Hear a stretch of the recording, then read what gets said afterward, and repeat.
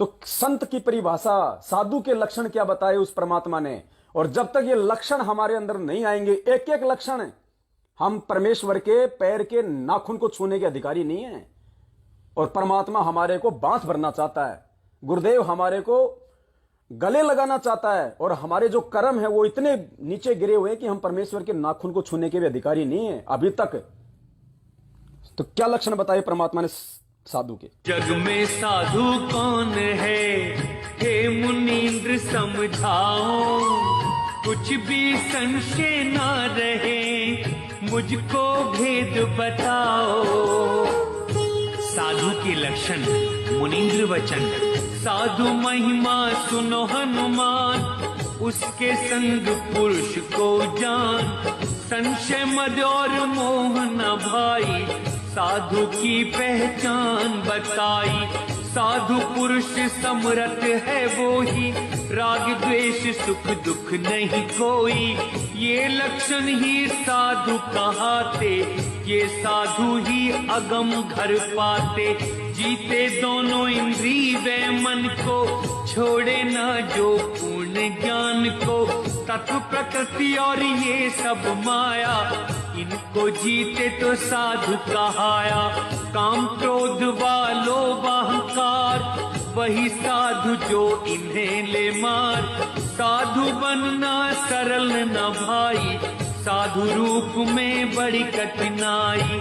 हार जीत व मान अपमान, इनको छोड़े तो साधु जान। शील संतोष दया मन लावे, क्षमा गरीबी साधु कहावे।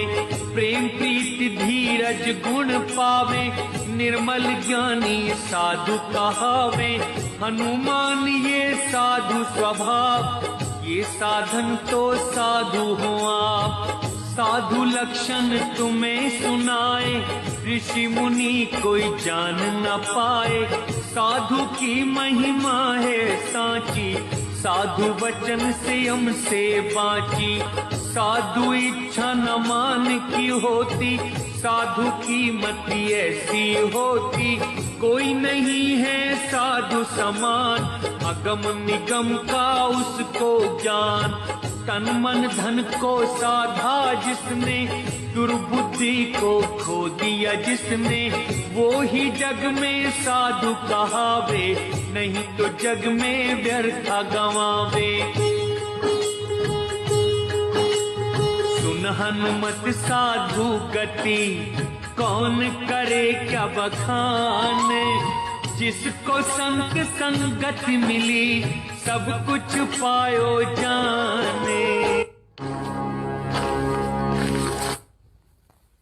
ये 2-2.5 मिनट का छोटा सा एक वीडियो है, और ये साधु के जो लक्षण इसमें बताए गए हैं पुण्यात्माओं, ये लक्षण हम भगत अपने एडी से लेकर चोटी तक धारण करें। 27 साल से गुरुदेव ने यही प्रयास किया है, और कोई मकसद नहीं है गुरुदेव के रातों को जाग जाग के 4-4 घंटे 5-5 घंटे सत्संग करने का, दुनिया की गालियां खाने का, 2-2 बार जेल जाने का, आज इतना संघर्ष करने का। केवल एक ही लक्षण है परमात्मा का कि ये 2 मिनट की बातें हमारे समझ में आ जाएं, और ये लक्षण हम अपने ऊपर धारण कर लें। और ये लक्षण, इनकी पहचान संकट में होगी, दुख में होगी, आपत्ति में होगी, विपत्ति में होगी। अरे मालिक कहते हैं ना, भक्ति भाव भादो नदी, सबे चले गहराए, सरिता सोही जानिए जो जेठ मास ठहराए। जब बरसात का समय होता है तब मालूम नहीं पड़ता कि कौन नदी है। बरसात के समय में तो छोटा मोटा नदी नाला सब पानी से बह के चलते हैं, मालूम ही नहीं पड़ेगा। जेठ के महीने में पता चलता है कि कौन असली नदी है। जब जेठ के महीने में बरसात नहीं होती, पानी सूख जाता है, उस समय जिस नदी नाले में पानी बहता रहता है वो होती है असली नदी। तो भगत की पहचान उस समय होगी जब आपत्ति, दुख, संकट, परेशानियां, धर्म संकट की स्थिति, उस समय वो अपने गुरुदेव के बताए रास्ते पे चलता है, या अन्य किसी प्रकार से राजनीति का सहारा लेता है, और किसी घटिया जो है साधनों का सहारा लेता है। गुरुदेव के वचन को कि वो भगत है या क्या है। आश्रम में तो कोई राजनीति नहीं करता था, सब शनिवार के दिन कढ़ी चावल और रविवार को खीर फांकते थे। गुरुजी गुरुजी, भगत जी भगत जी, ओए हो परमात्मा परमात्मा, मालिक मिल गया। अब 7 साल से पता चल रहा है कि किसने गुरुदेव को समझा, कौन गुरुदेव के बताए रास्ते पे चल पा रहा है, कौन घटिया राजनीति का हिस्सा बना हुआ है, कौन पीले पर्चों को अपना भगवान मान बैठा है, कौन गुरुदेव को अपना भगवान मान रहा है, कौन दाढ़ी मूछ वाले को भोग लगा के उसको भगवान मान रहा है, कौन अपने गुरुदेव को हलवाराम का भोग लगा के परमेश्वर के प्रतिदिन निकट आता जा रहा है। तो क्या लक्षण बताए? जग में साधु कौन है, हे मुनींद्र समझाओ, कुछ भी संशय न रहे, मुझको भेद बताओ। ये वार्ता जब परमेश्वर त्रेता युग में आए थे मुनिंद्र ऋषि का रूप बना के, तो हनुमान जी और मुनिंद्र ऋषि के रूप में उस कबीर परमेश्वर के बीच में वार्ता हो रही है। तो हनुमान जी ने उनसे ये बातें ये पूछी थी कि जग में साधु कौन है, जग में कौन भगत है, असली संत कौन है। जब परमात्मा ने उसको कहा हनुमान जी को कि भाई तू संत नहीं है, तू भगत नहीं है, तू श्री राम का भगत है, तू तीन लोक का भगत है, तू पूर्ण परमेश्वर वाली, तू भक्ति में भगत का तेरे ऊपर एक भी लक्षण नहीं हनुमान। तू चाहे कितना बड़ा सूरवीर हो, लेकिन मोक्ष वाली भक्ति के अंतर्गत जो भगत होना चाहिए वो लक्षण तेरे अंदर एक भी नहीं है। और परमात्मा ने उसको कहा कि तू भगत है। अरे तूने कितने लोगों को मौत के घाट उतार दिया वहां पे। अरे भगत तो चींटी को नहीं मार सकता, भगत तो चींटी को भी नहीं वो सता सकता, और तूने लंका में जाके लाखों को मार दिया। तू भगत है। वो पाप वो किसके सिर लगेगा हनुमान? तेरे सिर लगेगा। ये राम नहीं लेगा अपने ऊपर, राम तो खुद अपने भोगेगा जो उसने करोड़ों मार दिए, और तू अपने भोगेगा। वो 84 लाख में जाएगा, तू 84 लाख में जाएगा। तब हनुमान की आंखें फटी रह गई और कहा कि परमात्मा फिर संत कौन होता है, फिर भगत कौन होता है, लक्षण क्या है फिर उस भगत के। और पुण्यात्माओं ये जो वार्ताएं हो रही है उस समय, ये वार्ताएं सिर्फ आज आप और हमें समझाने के लिए हो रही हैं, क्योंकि ये परमात्मा ही सामने वाले के अंदर प्रेरणा करता है, जिसके कारण वो सवाल पूछता है। और वो सवाल इस परमात्मा ने आज पिछली पीढ़ी के लिए चुने। तो उन्होंने कहा कि जग में साधु कौन है, हे मुनिंद्र समझाओ, कुछ भी संशय ना रहे, मुझको भेद बताओ। कि उसको जानने के बाद मेरा कति संशय समाप्त हो जाए कि भगत होता कौन है, लक्षण क्या है। साधु के लक्षण मुनींद्र वचन, साधु महिमा सुनो हनुमान, उसके संग पुरुष को जान, संशय मद और मोह न भाई, साधु की पहचान बताई। क्या कहा परमात्मा ने? साधु महिमा सुनो हनुमान, उसके संग पुरुष को जान। यानी जिस भगत के मैं तेरे को लक्षण बता रहा हूं, यदि किसी भगत के अंदर अगर वो लक्षण होंगे, वो गुण होंगे, तो उसके संग पुरुष को जान। वो परमात्मा सदा उस भगत के साथ में रहेगा। क्या कहते हैं परमात्मा हमें नित्य नियम में? गुरु भगता मम आत्म सोई, और वाक्य हृदय में रहूं समोई। परमात्मा ने कहा कि जो अपने गुरु जी का भगत होगा, तो गुरु जी ने तो भगत के कुछ लक्षण बताए, पहचान बताई। अगर उन पहचान में, उन लक्षणों में अगर कोई खरा उतरेगा, तो वो क्या कहलाएगा? वो गुरु जी का भगत है। और अगर ऐसा कोई गुरु जी का भगत है जो गुरु जी की प्रत्येक मर्यादा में, गुरु जी के प्रत्येक आदेश में, प्रत्येक नियम में चलेगा, तो कहते हैं मैं केवल उसी भगत के हृदय में रहूंगा, क्योंकि वो असली भगत। तो गुरुदेव ने हमें क्या समझाना चाहा कि उन भगत के क्या लक्षण है? साधु महिमा सुनो हनुमान, उसके संग उस परमात्मा को जान, संशय मद और मोह ना भाई। संशय, कौन सा संशय? इस परमेश्वर के प्रति उसके मन में फिर कोई संशय नहीं होगा। सृष्टि रचना सुनने के बाद में, उस अमर लोक के विषय में जानकारी अपने गुरुदेव के मुखारविंद से सुनने के बाद में, उसको दुनिया वाले नकली संत, नकली पंथ, आड़ोसी पाड़ोसी, पंडित, काजी, मुल्ला, कोई कितना ही संशय पैदा करना क्यों ना चाहे। तेरा गुरु भगवान है तो जेल में क्यों बैठा है? तेरा गुरु तो पहले इंजीनियर था, तेरे गुरु का और मेरे गुरु का खेत तो एक सवात है। मुझे अच्छे से पता है कि तेरे गुरु जी का काय का भगवान है, फलाना दिखना, शराब पीता था, बीड़ी पीता था, मेरे गांव का था। कहते हैं ये भक्ति लेने के बाद अगर कोई भगत होगा, ये ज्ञान सुनने के बाद कि ऐसा ज्ञान आज तक सृष्टि में किसी गुरु ने किसी को नहीं दिया, ये भेद आज तक किसी ने आके इस पृथ्वी पे नहीं खोला। कहते हैं ऐसा ज्ञान, ऐसी सृष्टि रचना सुनने के बाद, ऐसे अनमोल सत्संग सुनने के बाद, अगर किसी व्यक्ति के मन में काल चाहे लाख प्रयास करे उस गुरु के प्रति, उस सतगुरु के प्रति मन में संशय पैदा करने की। अगर किसी व्यक्ति के मन में वो संशय पैदा नहीं होता है किसी भी कारण से, चाहे कोई कितना ही, चाहे कोई सामने वीडियो क्यों ना दिखा दे, सामने चाहे कोई वीडियो क्यों ना दिखा दे कि देख तेरा गुरु इस लड़की के साथ में निर्वस्त्र नंगा बैठा हुआ, देख वीडियो चला दे, पुण्यात्मा उस समय भी आपके मन में संशय नहीं होना चाहिए और आपको यही विचार आने चाहिए कि नालायक, मेरा गुरु परमात्मा है और जितनी भी इस धरती पे स्त्री पुरुष हैं सब उसकी आत्मा, उसके बच्चे हैं। अरे नालायक, यहां पे तो तू वीडियो दिखा रहा है, ये आदमी को स्त्री के साथ नहीं, एक बाप अपनी बेटी के साथ बैठा हुआ है। अरे नालायक, जब 2 साल की बेटी होती है, बाप उसको नंगा करके उसको नहलाता है बाथरूम में, तो क्या तेरे मन में कोई संशय पैदा होती है? तो नालायक, तू जो मुझे दिखा रहा है ये बाप है, ये आदि अनादि है, सतगुरु आदि अनादि है, सतगुरु मध्य है मूल, सतगुरु को सिजदा करूं एक पलक नहीं भूल। सतगुरु पूर्ण ब्रह्म है, सतगुरु आप अलेख, सतगुरु रमता राम है, या में मीन नामेक। ये सभी आत्माओं का उत्पत्ति करता है, हम तो इसके बच्चे हैं। अगर कोई 100 साल का भी है तो भी वो गुरुदेव के लिए 2 दिन का बच्चा है। तो नालायक, जो तू दिखा रहा है ना, ये एक परमात्मा अपनी आत्मा के साथ बैठा हुआ है, उसको ज्ञान समझा रहा होगा नालायक, और तेरे जैसे मंद बुद्धि की परमात्मा परीक्षा ले रहा होगा कि इसके मन में क्या भाव उठते हैं। तो पुण्यात्माओं, इस प्रकार से कोई भी संशय किसी भी प्रकार का इस सतगुरु रामपाल जी भगवान के प्रति हमारे मन में तो क्या, हमारे आसपास भी नहीं आना चाहिए। तो परमात्मा कहते हैं कि सबसे पहला लक्षण क्या है उसका? संशय। भक्ति और भगवान के प्रति, सतगुरु के प्रति जिसके मन में रति भर भी संशय ना हो पैदा किसी भी कारण से, चाहे काल भगवान धरती पे उतर के आ जाए, वो भगत का सबसे पहला लक्षण बताया।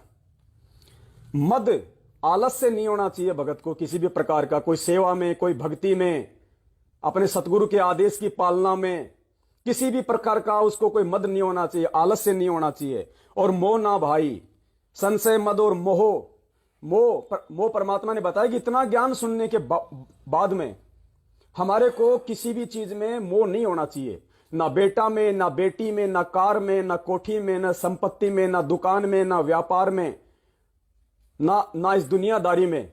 हमने केवल अपना फर्ज अदा करना है कि ये बेटा बेटी मेरे नहीं हैं। ये बेटा बेटी अगर मेरे होते तो आज से पहले कहां थे मुझे नहीं पता। शरीर छोड़ने के बाद ये किसके बेटा बेटी बनेंगे या सतलोक के अधिकारी बनेंगे, ये इनके संस्कारों के ऊपर है। मुझे तो परमात्मा ने एक सेवा दे रखी है कि बेटा तेरे ऋण संबंधी हैं और मैंने तुझे सेवा दी है, तू इनका भरण पोषण कर, इनका पालन पोषण कर, ये मेरी आत्मा है और तू मेरा नौकर है। मैंने तुझे जिम्मेदारी दे रखी है इनका पेट पालन की।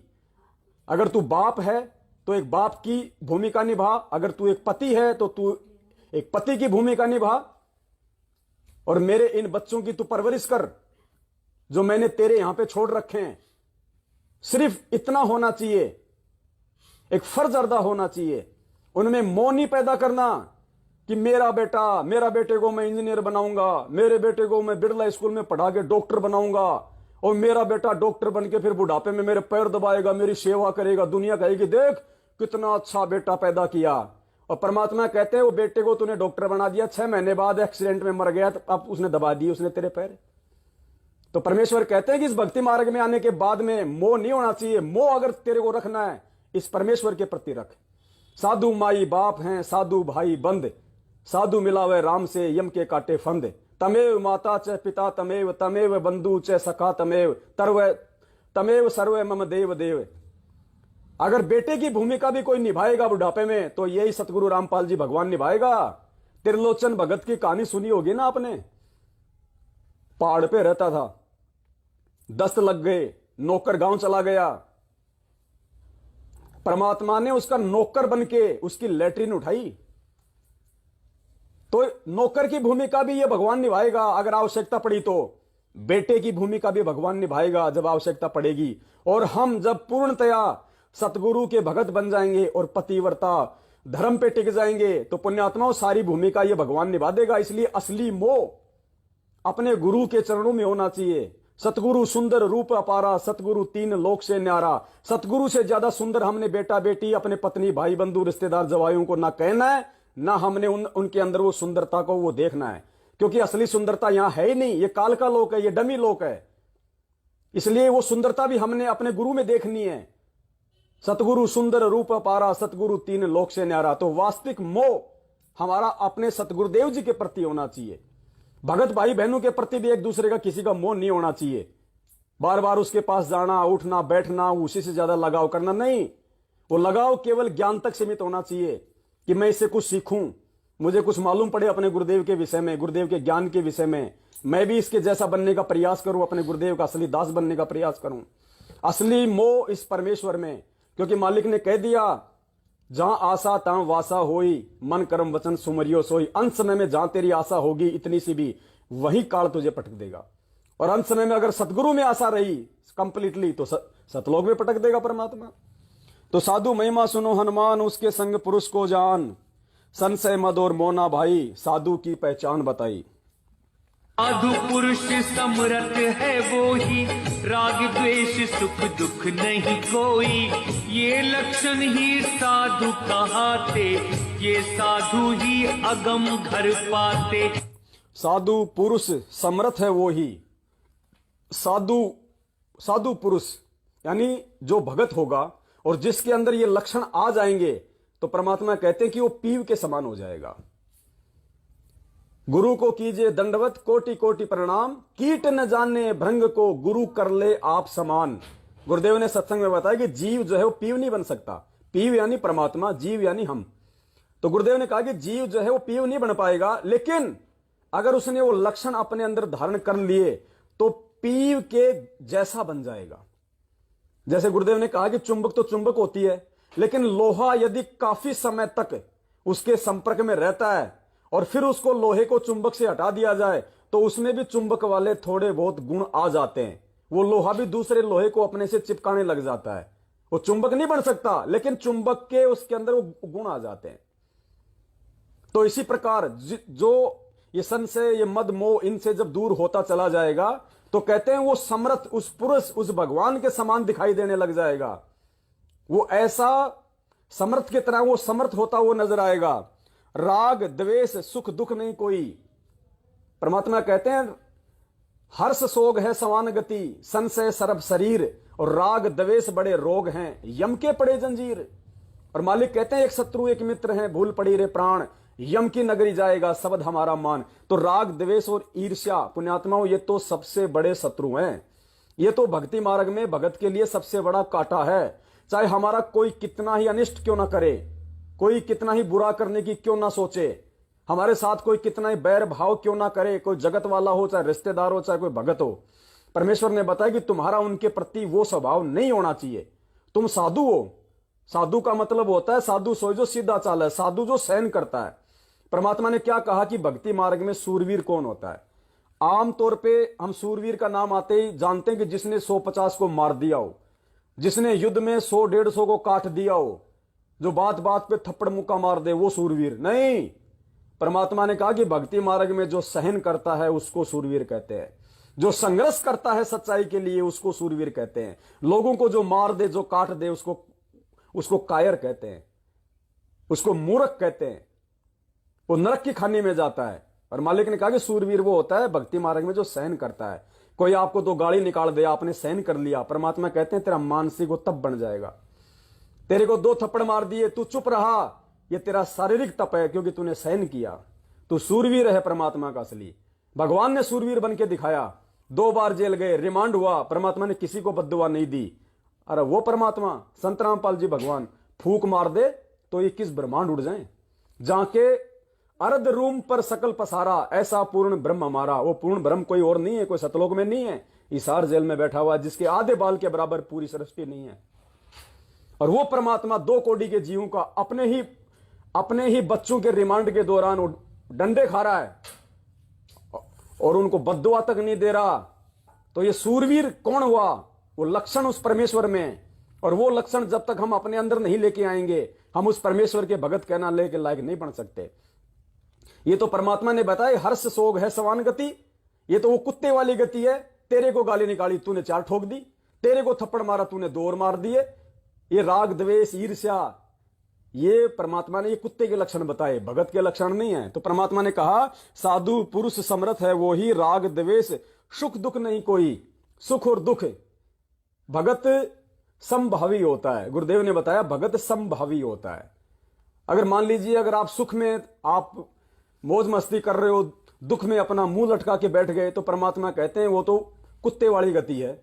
अगर प्यार से अगर तेरे को अगर वो पुचकार आगे तो तू उसके आगे पूंछ हिला रहा है, उसने कहा कि हट तो तू भों भों कर रहा है, तो कहते हैं वो कुत्ते वाली गति है। वो तो जो भगत होता है सुख दुख लाभ हानि में एक जैसा होता है, उसको कोई दुख कोई तकलीफ नहीं होती।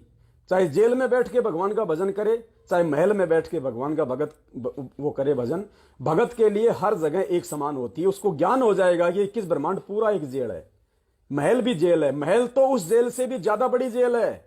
अरे जेल में तो थोड़ी सुख सुविधा मिलती हैं, महल में तो ज्यादा मिलती हैं, ज्यादा भौतिक सुख सुविधाएं, काल ज्यादा फांसेगा। तो परमेश्वर ने कहा कि जो सुख दुख में एक जैसा रहेगा वो असली भगत होता है, लक्षण होते हैं भगत के। ये लक्षण ही साधु कहाते, ये साधु ही अगम घर पाते। इस प्रकार के लक्षण जिस आत्मा में उस तत्वदर्शी संत के सत्संग सुन के आने शुरू हो जाएंगे, परमात्मा कहते हैं ये साधु ही अगम घर पाते, सतलोक की प्राप्ति मोक्ष की प्राप्ति ऐसा व्यक्ति ही कर सकता है। जीते दोनों इंद्री व मन को, छोड़े ना जो पूर्ण ज्ञान को, तत्व प्रकृति और ये सब माया, इनको जीते तो साधु कहाया। जीते दोनों इंद्री और मन को, ये आप सबको पता है जो इंद्रियां हैं। तो कौन सी इंद्री को यहां पे जीतने की बात कही जा रही है? जो पांचों हमारी जो इंद्रियां हैं, काम क्रोध मद लोभ अहंकार। और वैसे भी जैसे जो भगत होता है, परमात्मा ने कहा कि उसको चाहे रूखा सूखा खिला दो, चाहे उसको लाडू जलेबी और हलवा खिला दो, वो ना तो उनमें कमी निकालेगा ना उनको ज्यादा स्वादिष्ट बताएगा। क्योंकि भगत के लिए वो जो इंद्री का जो वो कर्म है, क्योंकि जीभ भी हमारी एक इंद्री है, जीभ जो है वो खट्टा मीठा वो जो है नमकीन का हमारे को बताती है। तो जो भगत होता है, परमेश्वर ने बताया कि उसको चाहे रूखा सूखा दे दो, चाहे उसको हलवे मालपुए दे दो, उसके लिए तो दोनों समान है। वो किसी में कोई अंतर कोई भेदभाव नहीं करेगा। जिस प्रकार पांडुओं की उस यज्ञ में जब हमारे कबीर परमात्मा सुदर्शन के रूप में गए, तो द्रौपदी ने कितना अच्छा भोजन बनाया, कचौड़ी पकौड़ी समय से लाडू जलेबी 56 प्रकार के। भगवान ने उसका अहंकार तो तोड़ना था और आज हमारे को यह दिखाना था। परमात्मा ने सबको एक जगह गोल मथोड़ कर लिया और 5 ग्रास बना लिए। तो परमेश्वर ने वहां पे हमें क्या एग्जाम्पल दिया कि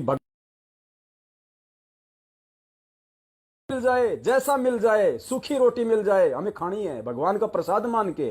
अरे वो सूखी रोटी और चटनी हम खाएंगे तो सबसे पहले हम हमारे गुरु भगवान को हम भोग लगाएंगे एक टुकड़ा तोड़ के। अरे जब गुरु भगवान ने मना नहीं किया सूखी रोटी खाने से, नालायक तू क्यों नाक चढ़ा रहा है? तो इस प्रकार से साधु को संभावी होना है इंद्रियों को लेके। फिर दूसरी बात, जब ये ज्ञान हो जाए तो परमात्मा ने कहा कि जब आपके मान लीजिए आपकी शादी हो गई, आपके बाल बच्चे हो गए, उस स्थिति के बाद अगर आपको ज्ञान है तो आपने फिर जो है भाई और बहन के रिश्ते में आ जाना। फिर पुण्यात्माओं, ये दास जो बातें बोल रहा है ये उतनी बोलेगा जितना, क्योंकि दास आपको पहले भी बोलता है बार बार, ये मार्ग इस परम पिता इस परमात्मा का है। करनी तज कथनी कथे अज्ञानी दिन रात, कुत्ते जू भौंकत फिरे सुनी सुनाई बात है। ये लोखा सोखा खाने की इस दास को बचपन से भी अगर मेरे माँ बाप ने अगर मुझे बाजरे की 3 दिन की रोटी दे दी और उसको अगर मतलब आग में सेक के अगर उसके ऊपर थोड़ी सी वो चटनी भी रख दी तो दास ने बड़े प्यार से खाई है। ये भक्ति में आने की तो बाद की बात है। उससे पहले भी दास के अंदर ये नहीं था कि मैं ये सब्जी, आज तक का मेरा रिकॉर्ड है। चलो मेरे माँ बाप की तो छोड़ो, सन 1998 में दास की शादी हो गई थी। मेरी भक्तमती तो है मेरे साथ में, जो आज जो है मतलब कि भाई और बहन का हमारा जो है वो रिश्ता है। आप उससे कभी पूछ लेना, आज तक अगर जिंदगी में मैंने कभी उससे अगर किसी सब्जी की अगर डिमांड की हो तो कभी कहा हो कि गेहूं की रोटी बना दे, बाजरे की रोटी बना दे, हलवा बना दे, खिचड़ी बना दे, रिकॉर्ड है इस दास का। जैसा दे दिया मेरे को, प्याज और रोटी दे दी, दास ने खा लिया, पी के पानी सो गया। कभी नहीं कहा कि आज सब्जी क्यों नहीं बनाई, सब्जी घर में थी फिर सब्जी क्यों नहीं बनाई, नहीं। हलवा मिल गया, दास ने हलवा खा लिया चुपचाप। ये आज से नहीं, ये पहले से हैं। और ये जो इंद्री वाला जो है ये तो अब तो परमात्मा ने दया कर दी। दास के तो वैसे भी 18 साल का बच्चा है, बड़ा वाला, छोटा जो है मतलब 13 साल का है। तो अब दास को अगर पहले भगवान का ज्ञान मिल जाता, दास तो पहले ही इस गंदगी से कोसों दूर हो जाता। और नहीं, और शादी भी नहीं होती। अगर उस समय भगवान मिल जाता, पुण्यात्मा, मैं तो इस पचड़े में बिल्कुल नहीं पड़ता, मैं तो परमात्मा की भक्ति करता अपनी। लेकिन मालिक ने उन आत्माओं को भी लेके आना था। अब जब ज्ञान हो गया तो दास ने अपनी भक्तमती से भाई बहन का रिश्ता कायम कर रखा है। मालिक की दया से इतना आनंद है अब, और पहले इतना पुण्यात्मा, क्योंकि सद्बुद्धि नहीं आ सकती उससे पहले। जब तक आप उस इंद्रिय कर्म में आप जीव घुसे रहेंगे बिना ज्ञान के, क्योंकि परमात्मा कहते हैं कि भग भोग्या भग उपजय। भग यानी योनि, स्त्री योनि। परमात्मा कहते हैं भग भोग्या भग उपजय। जब तक तू भक्ति मार्ग में आने के बाद इस भग का जो है साधन को जो है काम में लेगा, तो परमात्मा कहते हैं तब तब तेरी उत्पत्ति उस भग से होगी। तू योनि द्वार से आएगा, मां के पेट से आएगा। भग भोग्या भग उपजय, और भग से बचा न कोई, और जो कोई उस भग से बचे भगत कहावै सोई। तो दास को ये वाणी खटक गई उस परमात्मा की। और दूसरा, उस परमेश्वर ने एक वाणी और कही, सदगुरु रामपाल जी भगवान ने, मालिक ने कहा कि आग पराई आपनी, हाथ दिए जल जाए। आग यानी अग्नि, चाहे किसी पड़ोसी से ले आओ, चाहे अपने घर की हो, अगर उसमें हाथ दोगे तो हाथ जलेगा। आग पराई आपनी, हाथ दिए जल जाए। नारी पराई आपनी, पर से सर्वस जाए। स्त्री चाहे अपनी हो चाहे वो दूसरे की हो, ये ज्ञान होने के बाद यदि आपने संपर्क किया, देखो बहुत सारे भाइयों को यहां पे शंका हो जाएगी कि मेरे तो अभी जो है मतलब कि बच्चे नहीं हुए हैं, मैं कैसे छोड़ दूं। अरे उनके लिए नहीं है ये ज्ञान। अगर आपको हो गया और आपने शादी भी कर ली, क्योंकि परमात्मा ने कहा कि शादी करो, कोई दिक्कत नहीं है। अगर ऐसा लगता है कि मुझे शादी करनी है, तो परमात्मा की तरफ से कोई मना नहीं है। कोई ये ना सोचे कि मैं तो शादी कर लूंगा फिर मैं तो भगत की श्रेणी में नहीं होऊंगा। नहीं, उसका भी परमात्मा ने समाधान बता रखा है। दोनों स्थितियों में परमात्मा लेके चलते हैं। परमात्मा ने कहा शादी करो, कोई दिक्कत नहीं है, लेकिन शादी करने के बाद यदि आप इस मार्ग में आ गए, और वैसे भी आपने जो हमल की जति का जीवन जीना है। जति यानी केवल अपनी ही औरत के आपने जो है वो संपर्क में रहना है, अन्य सबको मां बहन की आपने वो दृष्टि से देखना है। उसके बाद परमात्मा कहते हैं आपने शादी भी कर ली और आप इस परमात्मा की जो है भक्ति भी कर रहे हो, तो परमेश्वर ने फिर कहा कि इंद्री कर्म ना लगे लगारम, जो भक्ति करे निर्द्वंद रहे। फिर मालिक ने कहा कि उस आत्मा के ऊपर जो पूर्णतया जो मर्यादा में है, जिसने शादी भी कर रखी है और जो अपनी औरत के ही नहीं होता है, लेकिन जब उसको ज्ञान हो जाए, संतान उत्पत्ति हो जाए, उसके बाद उसने भाई बहन का रिश्ता कायम कर लेना है। क्योंकि पुण्यात्माओं, ये बीमारी आज नहीं तो कल छोड़नी पड़ेगी, और इसको छोड़े बिना हम भगत की भी श्रेणी में नहीं आएंगे। फिर और बात तो, क्योंकि परमात्मा कहते हैं कामी क्रोधी लालची, इनसे भक्ति ना होई, और भक्ति करे कोई सूरमा जात वर्ण कुल खोई। तो फिर यहां पे वो कामी कौन हुआ? कामी वो जो काम वासना में जो रत है। और जब ज्ञान से समझ में आ जाएगा कि मेरा गुरु मेरा भगवान कौन, सतगुरु रामपाल जी भगवान, और मैंने नाम ले लिया, मैं क्या बन गया? उनका बेटा वचन का। और मेरी पत्नी ने नाम ले लिया, वो क्या बन गई? वचन की बेटी। हम दोनों क्या हुए फिर? पति पत्नी।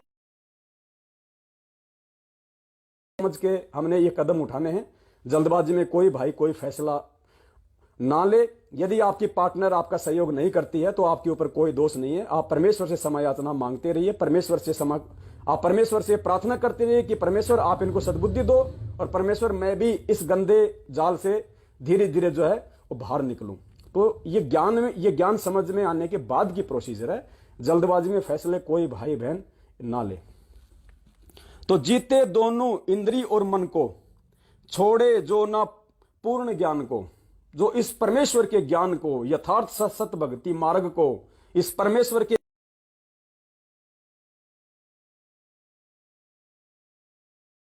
ना छोड़े, और इस भगवान का अंतिम श्वास तक जो बन के रहे, वो साधु के लक्षण होते हैं। देखो पतिव्रता औरत कौन होती है? गुरुदेव ने क्या बताया? अगर जरा सा भी उसके मन में दोष पैदा हो गया, किसी दूसरे व्यक्ति की सुंदरता को देख के, किसी दूसरे व्यक्ति के धन को देख के, अगर जरा सा भी उसमें अगर मोह हो गया दूसरे व्यक्ति में, वो पतिव्रता नहीं होती वो स्त्री, फिर वो व्यभिचारिणी स्त्री होती है। और ये परमात्मा तो अंतर्यामी है और हम उसकी आत्माएं हैं। हमने अगर सौपन में भी किसी देवी देवता की तरफ अगर आसक्ति अपनी लगा ली, कोई डिमांड उनसे वो कर ली, और यहां तक कि दाढ़ी मूछ वाली फोटो को भी यदि हमने भगवान मान के, जो हम सोचते हैं कि वो कबीर जी की फोटो है, अगर उससे भी हमने कोई डिमांड आध्यात्मिक क्षेत्र में अपने गुरुदेव के अलावा की, तो भी हम उस पतिव्रता धर्म से, हम उस पद से नीचे गिर जाएंगे। क्योंकि परमात्मा ने पहले बोल दिया अपनी वाणी में, हरि सुमरे सो वार है और गुरु भजे होए पार। हरि को सुमरने से, हरि से डिमांड करने से कुछ नहीं मिलेगा, गुरु भजे होए पार, क्योंकि वो हरि खुद तेरे सतगुरु के रूप में है। तत्व प्रकृति और ये सब माया, इनको जीते जो साधु कहा। ये तत्व प्रकृति में सब आ जाते हैं, क्योंकि ये 5 ये गुण हैं, और 5 गुणों की जो है वो 25 प्रकृतियां बताई गुरुदेव ने। जैसे ये डर है, भय है, लोभ है, लालच है, अहंकार है, ये इस प्रकार की 25 जो है प्रकृतियां हैं। इन 5 जो हमारे जो विकार हैं, ये काम, क्रोध, लोभ, मोह, अहंकार, फिर इनके 25 जो है इनकी वो प्रकृतियां होती है। तो परमात्मा कहते हैं जो इन सब को जो छोड़ देगा, जो इन सब के ऊपर जो मतलब विजय प्राप्त कर लेगा मेरे ज्ञान से, इस भक्ति से, तो कहते हैं इनको जीते जो साधु कहा है। काम क्रोध वालो अहंकार, वही साधु जो इन्हें ले मार। साधु बनना सरल न भाई, साधु रूप में बड़ी कठिनाई।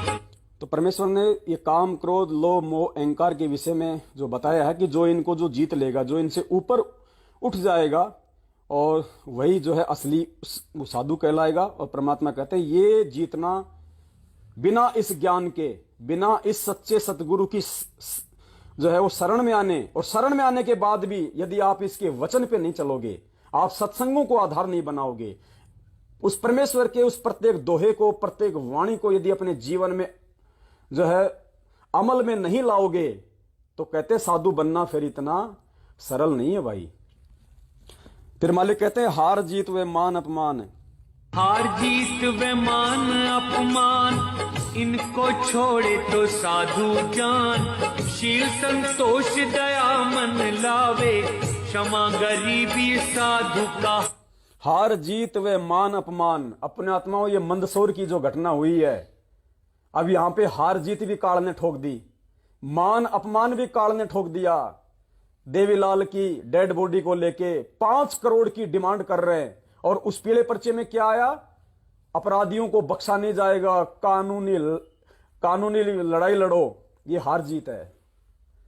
देखो ऐसे काल भगवान सूक्ष्म चाल में फांसता है, और हम कहते हैं कि हम भगत हैं। भगत के लक्षण तो ये बता रखे परमात्मा ने। हार जीत व मान अपमान, क्या कहा परमात्मा ने, हार चले सो साधु है, लागी मरे सो नीच। और तुम वहां पे क्या कर रहे हो, उनको जीतने का प्रयास कर रहे हो, अपनी डिमांड लेके तुम प्रशासन के रास्ते में तुम रोड़ा बन के वहां पे खड़े हुए हो। अरे तुम भगत होते तो भगवान तुम्हारे ऊपर ऐसी आपत्ति क्यों आने देता, तुम्हारे को रोड पे उस डेड बॉडी को लेके पड़ने की नौबती क्यों आती अगर तुम भगत होते तो। क्या कहा परमात्मा ने, पतिव्रता जमीन पर ज्यो ज्यो धर है पांव, समर्थ झाड़ू देत है ना काटा लग जाए। तुम्हारे काटा ही नहीं लगना चाहिए था, क्योंकि भगत के आगे तो परमात्मा, अगर उसके प्रारब्ध में, उसके जीवन में अगर कोई संकट आना हो, तो परमात्मा क्या कहते हैं कि पतिव्रता जमीन पर जो जो धरे पाव। पतिव्रता यानी वो आत्मा, वो भगत जमीन पर जो जो धरे पाव, उस सत्संग की तरफ वो जा रहा था, और समर्थ झाड़ू देते ना काटा लग जाए। परमात्मा उसके रास्ते में आने वाली हर समस्याओं का समाधान करेगा, उसकी आपत्तियों को दूर करेगा, क्योंकि ये मालिक का ये गुण है कि संत शरण में आने से आई टले बला, जय मस्तक में सूली हो व कांटे में टल जा। तो परमात्मा ने तुम्हारी वो बड़ा वो क्यों नहीं टाली, क्योंकि तुम भगत नहीं हो। तुम्हारे अंदर भगत और भक्ति के लक्षण मैनेजमेंट ने आने नहीं दिए। तुम्हारे को 7 साल से इन्होंने भटका के रखा हुआ है, गुरु वचन से दूर रखा हुआ है। तो ये हार, मान, जीत, अपमान, ये देखो काल ने उन सब के अंदर डाल दी। 5 करोड़ की डिमांड की मैनेजमेंट ने, और हजारों लोग रोड पे बैठ गए 5 करोड़ की डिमांड को लेके, सबको ठग लिया काल ने। हार जीत व मान अपमान, इनको छोड़े तो साधु जान। सील संतोष दया मन लावे, समा गरीबी साधु कावे। अब ये तो सील संतोष दया, जब अगर वो पहले वाले इतने जो गुण बताए परमात्मा ने, अगर वो ही नहीं आ रहे, तो सील संतोष दया ये कहां से आ जाएंगे। वो तो अच्छा हुआ गोली मार के भग लिया, नहीं तो उसका चूरमा निकाल देती है संगत वहां पे। वो वीडियो भी है दास के पास में, जो उनके पीछे भग रहे भगत ले लेके लठ गालियां निकाल रही है माता बहने की, पकड़ो कुत्तों को, पकड़ो कुत्तों को। भगत लठ लेके भग रहे हैं उनके पीछे। वो तो अच्छा हुआ वो भग लिया गोली मार के, संगत उसका चूरमा निकाल देती। तो परमात्मा कहते हैं सील संतोष दया मन लावे। क्या कहा परमात्मा ने, गुरुदेव ने अपने सत्संग में बताया कि एक साधु था, वो रोज नदी में नहाने के लिए जाता था, साथ में उसके चेले भी जाते थे। एक दिन साधु नहा रहा था, एक बिच्छू पानी में बहता आ रहा था। साधु ने सोचा ये डूबेगा, मर जाएगा, इसको निकाल दूं। साधु ने उसको पकड़ के बाहर फेंकने की कोशिश की तो उसने डंक मारा, साधु के खून आ गया। साधु ने फिर पकड़ा, फिर डंक मारा, फिर पकड़ा, फिर डंक मारा। 5-7 बार ऐसा किया। शिष्य देख रहा था। शिष्य ने कहा कि गुरुदेव, इस नीच प्राणी को आप इसको बचाने का प्रयास कर रहे हो, ये आपको एक जो है काटे जा रहा है, मरने दो ना गुरुदेव इसको। तो गुरुदेव ने कहा कि संत ना छोड़े संतता, चाहे कोटि की मिले संत। उस साधु ने कहा, अरे भाई ऐसी बात नहीं है, देख ये एक जानवर है, ये एक जीव है और इसका स्वभाव है डंक मारना। और जब ये अपनी प्रकृति को नहीं छोड़ रहा, ये अपने स्वभाव को नहीं छोड़ रहा जो इसके अंदर उस परमेश्वर ने दिया है, इसका स्वभाव है लोगों को मारना, लोगों को डंक मारना, लोगों को काटना।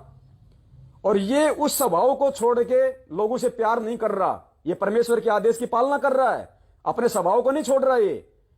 तो जब ये एक जीव अपने स्वभाव को नहीं छोड़ रहा, तो मैं एक साधु हूं और मेरा उस परमेश्वर ने कुछ मेरे अंदर गुण दिए, स्वभाव दिए कि संत ना छोड़े संतता, चाहे कोटिक मिले संत। और परमात्मा कहते हैं कि दया बिना दरवेश कसाई। अरे जब ये जानवर होके अपने स्वभाव को नहीं छोड़ रहा, तो मैं साधु होके, भगत होके अपने स्वभाव को क्यों छोड़ूं। तो पुण्यात्मा, वो तो अज्ञानी थे, वो तो निगुरे थे, वो तो शास्त्र ज्ञान को नहीं जानते थे। उन्होंने गोली चला दी, डंडे मार दिए, तो आपने अपना बचाव करना था। उनके पीछे कुत्ता गधा कह के मारने के लिए लठ लेके नहीं भगने थे। फिर मालिक की वाणी क्या कह रही है, जो तोकू काटा बोवे ताको बोतू फूल। अरे ऐसे समय में तो भगत की पहचान होती है। इस दास को मध्य प्रदेश में मार रहे थे लठों से, अरे दास भी उठा के पत्थर एक आधे का सिर तो फोड़ ही देता। जयपुर में दास को मारने आए 8-10 जने, अगर 20 मारेंगे तो 2 तो में भी मार ही देता। इस दास को गालियों की इतनी बौछार की हुई है, दास भी 2-4 निकाल देता। मेरे मुंह पे कौन सा जो है अलीगढ़ वाला ताला लग रहा है, लेकिन मुझे उस परमेश्वर के विधान का पता है कि बेटा ये तो जो करेंगे सो भरेंगे। तूने अगर मेरे विधान को तोड़ दिया, भले तेरे को कितना मारो, कितना पिटो, कितनी गालियां निकालो, तू अगर भगत के लक्षणों से ऊपर अगर हटा तो ठीक है, वो गलत कर रहे हैं, उनको उनका मिलेगा। लेकिन तूने भी अगर विधान तोड़ दिया तो तुझे भी उसका दंड भोगना पड़ेगा, उस कर्म का प्रतिफल तुझे भी भोगना पड़ेगा। ये विधान है यहां का। तो दास तो उस बात से अच्छे से परिचित था, इसलिए दास ने मार खा ली, दास ने गालियां खा ली। और आज वो मारने वाले, गालियां देने वाले अकाल मौत मर रहे हैं, बेमौत मर रहे हैं। और यहां परमात्मा फूलों की तरह अपनी पलकों पे रख रहा है।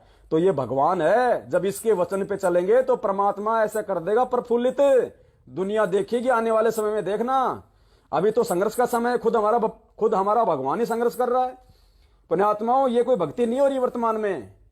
परमात्मा भक्ति के लिए माहौल तैयार कर रहे हैं। अभी तो संघर्ष चल रहा है, खुद हमारा भगवान संघर्ष कर रहा है जेल में बैठ के। हम कैसे बाहर बैठ के आराम से हम भक्ति कर लेंगे? हम तो टाइम पास कर रहे हैं, भक्ति तो बाद में होगी। गुरुजी ने कहा था कि भक्ति तो भगवान करवाएगा, तुम कहां से भक्ति कर लोगे नालायको? भक्ति भी परमात्मा करवाएगा। तो अभी तो संघर्ष चल रहा है और हम उस परमेश्वर के संघर्ष में उसका सहयोग ना करके हम राजनीतियां कर रहे हैं। अरे भगवान के सत्संग में मुख्य अतिथि कौन होना चाहिए, भगवान या 2 कौड़ी का राजनेता? परमेश्वर के सत्संग में तो परमेश्वर ही होता है मुख्य अतिथि। और तुम बीजेपी की राष्ट्रीय महासचिव 2 कौड़ी के आदमी को लाके तुम उसको मुख्य अतिथि बना रहे हो। भगवान, पुण्यात्मा, फिर भगवान का महत्व कहां रह गया? फिर भगवान उस सत्संग में क्यों आएगा? अरे राजस्थान के मुख्यमंत्री के जन्मदिन पे आप बहुत बड़ा जो है प्रोग्राम कर रहे हो। तो राजस्थान के मुख्यमंत्री का जन्मदिन है तो राजस्थान के मुख्यमंत्री की वाह वाह होनी चाहिए। और तुम उसी प्रोग्राम में मध्य प्रदेश के मुख्यमंत्री को बुला के उसके गले में माला डाल रहे हो, उसके मुंह में तुम वो केक ठूंस रहे हो, तो वो क्या तुम्हें चाटेगा? अशोक गहलोत तो नाराज हो जाएगा कि नालायक, देखो जन्मदिन मेरा है, मेरे पैसों से पार्टी हो रही है और केक ठोक रहे शिवराज के मुंह में। तो वो कहां से प्रसन्न हो जाएगा? तो नालायको, ये प्रोग्राम उस कबीर परमात्मा का, सतगुरु रामपाल जी भगवान का, और मुख्य अतिथि बना रहे हो तुम 2 कौड़ी के राजनेताओं को। तो भगवान क्या वहां पे चढ़ेगा आके? गोलियां चलेंगी फिर, और क्या होगा? फिर वहां पे काला बैठेगा, क्योंकि राजनेता तो काल है, काल प्रेरित है, इनकी बुद्धि तो काल के अधीन है। तो जब तुम काल को मुख्य अतिथि बनाओगे तो भगवान उस सत्संग में कहां रहेगा? तो बताओ गोलियां नहीं चलेंगी तो क्या देवता फूल बरसाएंगे? तो परमात्मा कहते हैं सील संतोष दया मन लावे। भाई ये लक्षण है। परमात्मा इसीलिए हमारे को सुबह सुबह नित्य नियम पढ़ाते हैं कि सारा दिन तुमने लोगों के साथ में, जहां तुम काम करते हो, जिस क्षेत्र में तुम रहते हो, जिन जिन लोगों से तुम्हारा पाड़ा पड़ता है, उन लोगों के सामने तुमने किस प्रकार से अपना जीवन जीना है, कैसा वार्तालाप करना है, कैसा उनके साथ में तुमने अपना मल की व्यवहार रखना है। इसलिए तुमको नित्य नियम पढ़ाया जाता है कि ताकि तुम मार ना खा जाओ। वरना भाई ये तो 751 का मुकदमा है, चाहे दिन में चाहे 20 बार करो। सुनो परमात्मा का सत्संग, वो भी, ताकि हमें इन चीजों का ध्यान से सुनियो मालिक का। आप नित्यनियम में भी पढ़ते हो, अपने नित्यनियम के अंदर आपको बहुत कुछ विज्ञान है। विज्ञान माने तत्व ज्ञान है, विशेष ज्ञान है। और इस ज्ञान को आप केवल एक रूटीन में पढ़ लेते हो कि हमने ये एक पढ़ना है, प्रतिदिन नित्यनियम करना ही करना है। लेकिन एक व्यवस्था बनाकर नहीं इसको प्रतिदिन करना चाहिए। जितनी देर भी इसको सुनो, किसी भी पार्ट को, इसके नित्यनियम का जितना भी बुद्धि मन निश्चल हो तेरा आपका, तो ये विचार करे कि इसमें क्या बोला है मालिक ने अपनी वाणी में, क्या आदेश है तेरे लिए। क्योंकि आप पौन घंटा नित्यनेम करते हो, इसमें ज्यादा से ज्यादा आपका मन 20% इस नित्यनेम के अंदर आप 20% ही सुन पाते हो। उस 20% को भी यदि आप विचार करो डेली कि इसमें क्या आदेश है मालिक का, और फिर अपने जीवन को सारा दिन, उस दिन को ऐसे ही सुचारू रखो। क्योंकि आपको घर से निकलने से पहले ये पढ़ा इसलिए जाता है कि आपके साथ रास्ते में कोई निकम्मा भी टकराओगा, कोई गाली देने वाला भी मिलेगा, कोई गुंडा भी बोलेगा, कितना कोई आंट भी लावेगा। तो उनके साथ आपने कैसे व्यवहार करना है। आवत गाड़ी एक है, उल्टा हो अनेक, और कह कबीर ना उलटी हुआ रहे एक की एक। इसको पढ़ना नहीं है। मान ले कोई बूंदा बोला है, गलत बोलता है, गाली देता है, तो उसने तो कर दिया यूं काम, और आप भी उल्टा दोगे तो फिर 4 और देगा, क्यों? तो पूरे मूड में है, वो तो फुल मूड में है लड़ाई के में, और आप भी आगे से उल्टी बोल पड़ोगे तो 4 बैठा है। जब बरसात क्या उनका मुकदमा रोज कर लेते दिन में। तो कहते परमात्मा आवत गाड़ी एक है, उल्टा हो अनेक, और कहे कबीर ना उलटियो रहे एक का एक। और देख आगे कितनी प्यारी बात कही है। गाली ही से उपजे कलह, कष्ट और मौत, मृत्यु तक तो पहुंच जाती है एक छोटी सी गाली। गाली ही से उपजे कलह, कष्ट और मीच, हार चले सो संत है, लाग मरे सो नीच। हम भगत भी हैं, और दूसरा में बुंडा अच्छा बोल रहा है, और उसने मान ले किसी किस कह दिया, हमने उसका 2 दराग धर दिए, उल्टे भी बोल दिए, फिर वो मारण पर उतारू हो गए, फिर हमने उठोक दिया। हो सकता है आप उसे तगड़े भी हो और अच्छा भी संवार दो, फिर आप में और उसमें कसर के रहेगी। आप तगड़े भी हो और आपसे हल्का आदमी भी आपने बुढ़ा अच्छा बोला है, उसने बालक समझ के अनजान है, उससे बचो।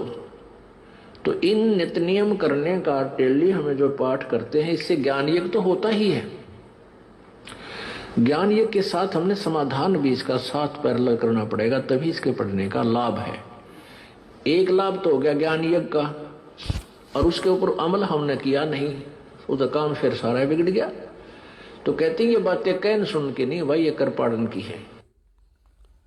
तो पुण्यात्माओं, आपके समझ में आ गया होगा गुरुदेव हमें कितनी सरल भाषा में इन बातों को समझा रहे हैं, जो बातें दास आपको इन वाणियों के माध्यम से जो बताने का जो प्रयास कर रहा है। तो बातें वो ही हैं। हम इन वाणियों को हम ज्यादा महत्व दे देते हैं क्योंकि मीठी मीठी आवाज लगती है, बैकग्राउंड में म्यूजिक चलता है, लेकिन असर केवल अपने गुरुदेव के मुख कमल से सुनी हुई बातों का ही होगा। तो दास गुरुदेव के सत्संगों को चाहे दास आधा घंटा सुने, लेकिन दास उस ध्यान से सुनता है जैसे आप इन वाणियों को ध्यान से सुनते हो। तो दास के लिए तो ये वाणियां महत्वपूर्ण नहीं है, दास के लिए तो गुरुदेव के सत्संग महत्वपूर्ण है। अब ये इसमें सील, संतोष, विवेक, मोह, ममता, जीत, हार, मान, अपमान, परमात्मा इनको सीधे तौर पे बता गए। तो बात वही है। इसलिए परमात्मा कहते हैं कि जब सत्संग सुनो तो एकाग्रचित होकर सुना करो कि इसमें क्या कहा जा रहा है, गुरुदेव हमें क्या समझाना चाहते हैं, क्या बताना चाहते हैं। तो हार जीत वे मान अपमान, इनको छोड़े तो साधु जान, सील संतोष दया मन लावे, समा गरीबी साधु कहावे। गरीबी पुण्यात्माओं बहुत गहरा है ये आध्यात्मिक रहस्य परमपिता परमेश्वर का। कईयों का तो नेट खत्म हो गया, और इस 2 मिनट के इन वाणियों पे अगर हम चाहें तो 5 घंटे की साथ संगति हमारी हो सकती है, कम से कम 5 घंटे की। लेकिन दास शॉर्ट में लेना चाहेगा, क्योंकि परमेश्वर के सत्संगों के जब तक उदाहरण नहीं दिए जाएंगे हम समझ नहीं पाएंगे। समा गरीबी साधु कावे। पुण्यात्माओं, जो व्यक्ति सतलोक आश्रम मैनेजमेंट हरियाणा के पीछे हैं, या वैसे भी जो उनके पीछे नहीं है, और हो सकता है उनकी पारिवारिक स्थिति बहुत अच्छी होगी, काम धंधा बहुत अच्छा चल रहा है, अगर ऐसा कोई भगत भाई बहन है तो विचार कर लेना वो गुरु मर्यादाओं से दूर है। अगर आप परमेश्वर के भगत हो और परमेश्वर की मर्यादाओं में हो, और अगर आप गुरु जी की अगर मेहर आपके ऊपर है, अगर गुरु जी की मेहर आपके ऊपर है, तो इसकी एक पहचान है। आप उससे डिसीजन ले सकते हो कि गुरु जी की मेरे ऊपर मेहर है या नहीं, मैं गुरु मर्यादाओं में चल रहा कि नहीं चल रहा हूं। एक वाणी परमात्मा की, कौन सी वाणी? साई इतना दीजिए जिसमें कुटुंब समाए, हम भी भूखे ना रहें साधु न भूखा जाए। इस मार्ग में आने के बाद अगर आपकी 2 फैक्ट्रियां हैं उसको 1 कर दो। अगर भगवान चाहिए, भक्ति चाहिए, अगर 2 फैक्ट्रियां हैं तो 1 कर दो, और जितना समय तुम दूसरी फैक्ट्री में देते थे वो समय परमात्मा की भक्ति में लगाओ, और कोशिश करो उस 1 फैक्ट्री में से भी तुम और समय इस परमात्मा की भक्ति को दे सको, उतना ही उसमें काम धंधा करो जितना कि तुम्हारा रोजी रोटी का काम चल जाए, तुम्हारी जो आवश्यक जो इच्छाएं हैं वो पूर्ति हो जाए। कम से कम कोशिश करना। और तुम सोच रहे हो कि मेरे तो परमात्मा ने 1 फैक्ट्री और खुलवा दी, मेरा तो परमात्मा ने इतनी जमीन और दिलवा दी। नहीं, तुम काल के मुंह में जा रहे हो। परमात्मा की मेहर नहीं है तुम्हारे ऊपर, इसका एग्जाम्पल दिया उस परमात्मा ने। पुण्यात्मा, इतिहास उठा के देख लेना, परमात्मा ने जो लोग अरस के ऊपर थे और जिनको परमात्मा ने भक्ति करवानी थी, परमेश्वर किसी भी कारण से उनको नीचे फर्श पे लेके आए हैं। माया में भक्ति नहीं हो सकती, धन में भक्ति नहीं हो सकती। इतिहास उठा के देख लेना, इब्राहिम सुल्तान का उठा के देख लो। राजा से परमात्मा ने ऐसी स्थिति में ला दिया, जंगल से लकड़ियां तोड़ता, बाजार में बेचता, झोपड़ी में रहता। नरसिंह भगत 56 करोड़ की माया थी, आज से 500 साल पहले, 3 जो भी समय था, 56 करोड़ आज का अनिल अंबानी फैल। ऐसी स्थिति में ला दिया परमात्मा ने। खुद के लिए झोपड़ी के लिए भी पैसे नहीं रखे, गांव से बाहर जंगल में झोपड़ी बना के रहने लगा, मजदूरी करके खाने लगा। धर्मदास जी 17 अरब संपत्ति के मालिक थे, 17 अरब। आज के अंबानी, टाटा, बिड़ला सब फैल, सारे मिलके उनके पास में उतने पैसे नहीं होंगे जिस समय उसके पास में 17 अरब थे। सरकार को लोन देते थे।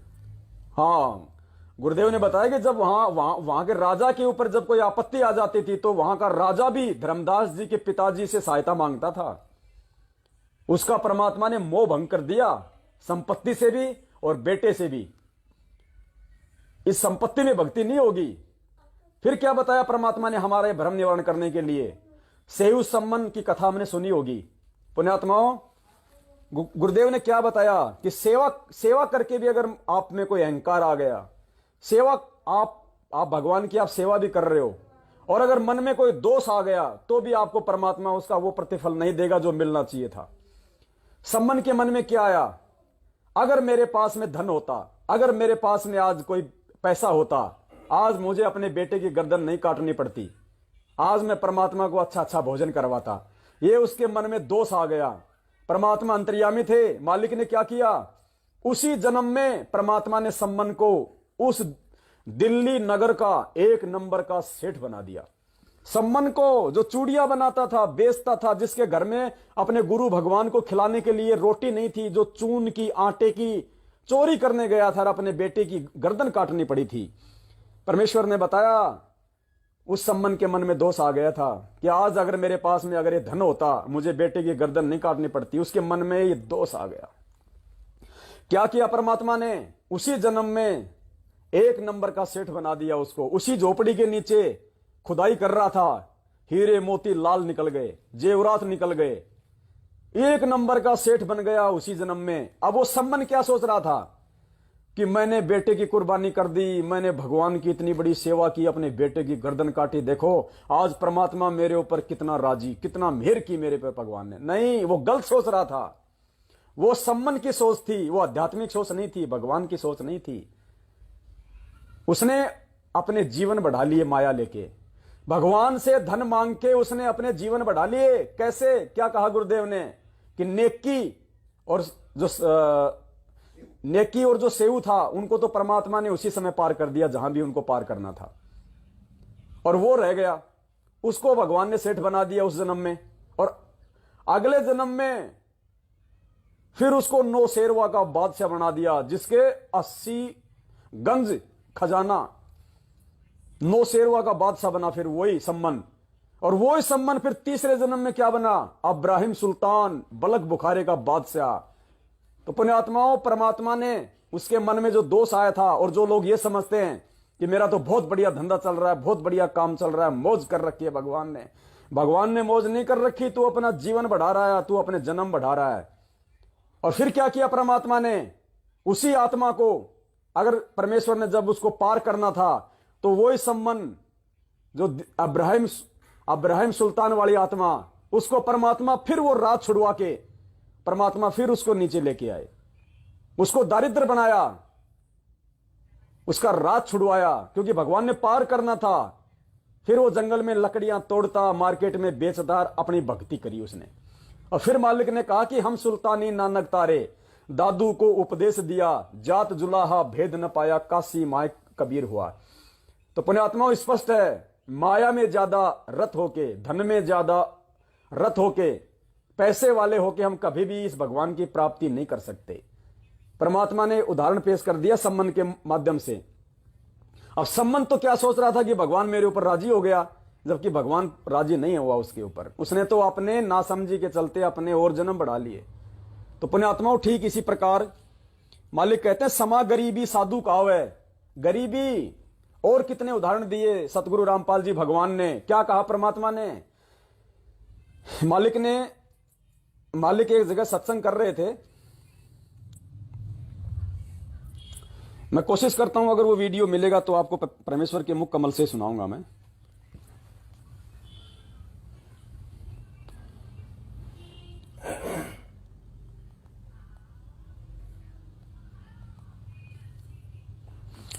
शायद नहीं है दास के पास में, वर्बली बताना पड़ेगा। परमेश्वर एक जगह कहीं पे सत्संग कर रहे थे, तो मालिक ने उस सत्संग में अपनी वाणी कही कि दानी को नहीं देत हूं, ना राखूं वर्ष करोड़, और ये माया है सूम की, कंजूस की, बंदी सूमगल डोर। तो सत्संग में परमात्मा ने कहा कि जो मेरा भगत होगा और जो दान करेगा, उसको मैं धन नहीं दूंगा। दानी को नहीं देत हूं, ना राखूं वर्ष करोड़, उसको अधिक माया देके, अधिक सुख संपत्ति देके मैं उसको काल के जाल में नहीं फंसने दूंगा। दानी को नहीं देत हूं, ना राखूं वर्ष करोड़, ये माया है सूम की, ये कंजूस की है माया, बंदी सूमगल डोर, उसके पैरों की बेड़ियां हैं। तो बहुत सारे भगत थे, उन्होंने अज्ञानता में कहा कि हे परमात्मा, हम तो दान इसीलिए करते हैं कि हमारे को और धन मिले, और परमात्मा आपका विधान कहता है कि दानी को मैं जो है वो धन नहीं दूंगा, ज्यादा माया नहीं दूंगा। तो परमेश्वर फिर आप दानी को दोगे क्या? तो परमेश्वर ने बड़े ही सुंदर शब्दों में कहा कि दानी को तो देत हूं क्या? ज्ञान, ध्यान, विश्वास, भक्ति, गरीबी, बंदगी, ज्यों निपजे निज दास। कि जो मेरा भगत होगा, जो ज्ञान समझ जाएगा और जो दान करेगा, कौन सा दान? अपने आत्म कल्याण के लिए, कि धर्म तो 10 के नहीं, 10 के तीनों लोग, खैरायत में खैर है कीजिए आत्म पोख। जो अपने आत्म कल्याण के लिए दान करेगा, ज्योति करवाएगा, पाठ करवाएगा, ना कि अपने संकट निवारण के लिए, ना कि और ज्यादा धन प्राप्ति के लिए, ऐसा कोई भगत होगा जो अपने आत्म कल्याण के लिए 10वें अंश के रूप में अपने गुरुदेव को समर्पित करेगा कि भैया आज मैं अगर गुरुदेव को दूंगा तो कल को मेरे भाग्य में कोई संकट होगा तो परमात्मा इस दान के बलबूते पे मेरे संकटों का नाश करेगा। क्योंकि गुरुजी ने बताया कि कुछ हमारे पाप कर्म ऐसे होते हैं, कुछ संकट ऐसे होते हैं वो दान करने से ही कटेंगे। कुछ संकट ऐसे होते हैं वो नाम के सुमरण से ही कटेंगे। कुछ हमारे जो पाप कर्म ऐसे होते हैं वो जो है वो सत्संग सुनने से कटेंगे और उनका कोई इलाज नहीं है। तो फिर उसको ज्ञान हो जाएगा भगत को, वो अपने आत्म कल्याण के लिए, कि मेरी भक्ति में मेरे ही भाग्य का कोई रोड़ा बीच में आके ना अड़ जाए, इसलिए वो 10वें अंश के रूप में या ज्योति पाठ के रूप में परमेश्वर के चरण कमलों में माया को अर्पित करेगा। तो फिर ऐसा जो भगत होता है उसको फिर ना तो कोई चाह होती है और ज्यादा उसकी कोई डिमांड होती है। तो फिर परमात्मा कहता है कि ऐसा कोई भगत होगा, ऐसा कोई दानी होगा कि दानी को तो देत हूं, उस दानी को जो निस्वार्थ भाव से, निष्काम भाव से जो दान कर रहा है, बिना किसी डिमांड के, बिना किसी इच्छा के। और मैनेजमेंट ने क्या कर रखा है पुण्यात्मा, हमारे साथ में कितना बड़ा खिलवाड़ कर रखा है। आज जितने भी लोग ज्योति पाठ कर रहे हैं सब लोग मन में इच्छा पाल के कर रहे हैं, बिना इच्छा के कोई ज्योति पाठ नहीं करवा रहा सिवाय सत्सेवकों के। क्यों? ज्योति पाठ के आदेश किनको दिए जाते हैं? जो इनके प्रार्थनाओं के नंबर पे जो प्रार्थना लगाता है। तो प्रार्थना क्यों लगाते हैं? मेरे पेट में दर्द है, मेरी छोरी का रिश्ता नहीं हो रहा, मेरा मकान नहीं बन रहा, मेरा काम धंधा नहीं चल रहा, पता नहीं क्या क्या उजूल फिजूल डिमांड की जाती हैं।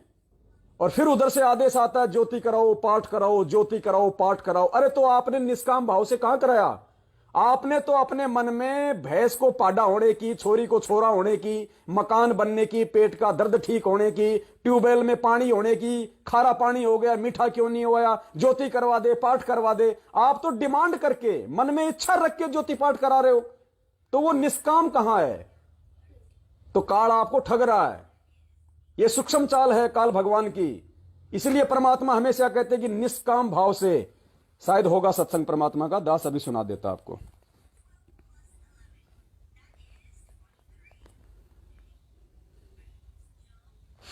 देखो ध्यान से सुनना परमात्मा का सत्संग और इसको समझने का प्रयास करना।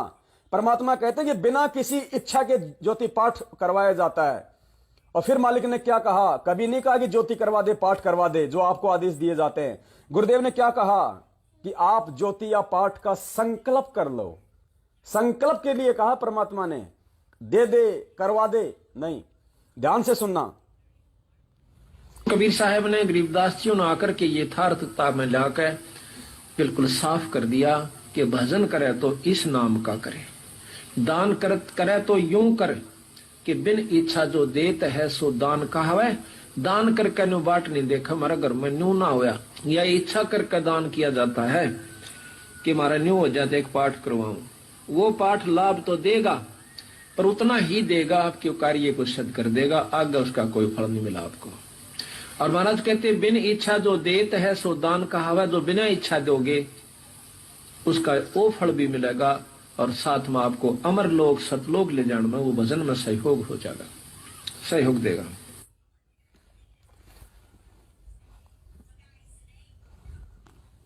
बिन इच्छा दो देत है सो दान कहावे, स्पष्ट कर दिया परमात्मा ने। समझदार को संकेत काफी होता है। और यहां जितने भी जो ज्योति पाठ मैनेजमेंट के द्वारा जो आदेश दिए जाते हैं वो उनकी प्रार्थनाओं पे दिए जाते हैं, उनकी इच्छाओं पे दिए जाते हैं कि मेरा ये नहीं हो रहा, मेरा वो नहीं हो रहा, मेरा वो हो जाए, मेरा ये हो जाए। तो वो तो इच्छा हो गई। और परमात्मा कहते हैं फिर वो मोक्ष में काउंट नहीं होगा। तुम्हारे आने वाले संकट में कोई रोड़ा होगा तो उसमें वो दान काम नहीं करेगा। वो तो तुम वर्तमान समय के जो डिमांड कर रहे हो उसी में तुम्हारे को राहत देगा परमात्मा। तो पुण्यात्माओं, इस प्रकार से काल भगवान इन प्रार्थनाओं के नाम पे भी संगत को ठग रहा है। ये भी बहुत बड़ी सूक्ष्म चाल है उसकी। ये बिना साध संगतियों के समझ में नहीं आ सकती। और अब हमारे सत्सेवक भाई बहन जो साध संगतियों में आते हैं और जो बिना किसी इच्छा के, बिना किसी डिमांड के धर्म भंडारों में सहयोग करता है, कोई 10 रुपया, कोई 1000 रुपया, कोई 10,000 रुपया, तो वो बिना किसी डिमांड के, बिना किसी इच्छा के अपना 5वां यज्ञ पूरा करने के लिए करता है। वो निष्काम है, उसका प्रतिफल परमेश्वर उसको सतलोक जाने में देगा। तो यहां क्या कहा? समा गरीबी साधु कहावे। तो इसी प्रकार परमात्मा ने कहा कि दानी को नहीं देत हूं ना राखूं वर्ष करोड़, ये माया है सूम की बंदी सूम गलडोर। तो भगत ने कहा कि फिर दानी को आप क्या दोगे? जो निष्काम भाव से जो दान करेगा, बिना किसी इच्छा के जो ज्योति पाठ करवाएगा, तो परमेश्वर ने कहा दानी को तो देत हूं मैं ज्ञान, ध्यान, विश्वास। ज्ञान दूंगा उस पुण्यात्मा को, मुझे पहचान जाएगी, मुझे समझ जाएगी कि सतगुरु रूप में साक्षात कौन है इस धरती पे। ध्यान, उसका ध्यान यानी उसकी जो सोच है, उसका जो समर्पण है वो मेरे प्रति हो जाएगा, सत्संगों के प्रति हो जाएगा, इधर उधर उसका मन नहीं भटकेगा। ज्ञान, ध्यान, विश्वास। और जब ज्ञान ध्यान ठीक हो जाएगा तो विश्वास तो ऑटोमेटिक हो जाएगा, क्योंकि जिधर जानवर चलेगा पूंछ तो उधर ही चलेगी, पूंछ कभी ऊपरी दिशा में नहीं चलेगी। तो ज्ञान और ध्यान तो है इंसान, और फिर जो पूंछ हो गई वो पूंछ तो फिर पीछे पीछे चलेगी, फिर विश्वास तो ऑटोमेटिक होगा। फिर तो दानी को तो देत हूं ज्ञान, ध्यान, विश्वास, भक्ति, गरीबी, बंदगी। भक्ति, गरीबी दूंगा उसको, क्योंकि परमात्मा कहते हैं सुख के माथे पत्थर पड़े जो नाम हृदय से जाए, और बलिहारी उस दुख पे जो पल पल नाम रटावे। तो मालिक कहते हैं मैं उसको गरीबी दूंगा। और फिर परमात्मा ने क्या कहा कि टोटे में भक्ति करे। टोटा यानी जिसकी स्थिति डामाडोल हो, टोटा जिसके कमी हो, थोड़ी थोड़ी कुछ न कुछ जिसके वो कमी हो। परमात्मा कहते हैं कि टोटे में भक्ति करे सोए सच्चा सपूत। और ये मायाधारी मस्करे ना जाने कितने जालिए ऊत, ये माया चाहने वाले पता नहीं कितने गधे कुत्ते बन के घूम रहे हैं। और मालिक कहते हैं जो गरीबी में जो भक्ति करेगा, दारिद्र्य में जो भक्ति करेगा, वो मेरी प्यारी आत्मा होगी, उसको मैं सतलोक भेजूंगा। इसलिए डिमांड नहीं करनी चाहिए भगवान से। ये माया मांगना, बेटा मांगना, कार मांगना, कोठी मांगना, ये फिजूल के खर्चे हैं। कल को देखना जब ये ज्ञान हो जाएगा तो हमें एक गुड्डा गुड्डी नजर आएंगे जो परमात्मा हमें समझाते हैं। तो इसी प्रकार इस वाणी में कहा गया सील संतोष दया मन लावे, समा गरीबी साधु कावे। इस प्रकार जो साधु स्वभाव ये साधन तो साधु हुआ। क्या कहा परमात्मा ने आगे, प्रेम प्रीति धीरज गुण पावे। प्रेम, परमात्मा कहते हैं अब वही बात है, ये प्रेम भक्ति। खैर वहां तो गुरुजी अपने मुंह बोले जो गुरुजी हैं, है ना, हमारे जो दादा गुरुदेव हैं, उनको एक शिष्य और गुरु परंपरा के तहत उनको भाव दे रहे हैं। अन्यथा ये प्रेम भक्ति कोई रामानंद जी नहीं लेके आए।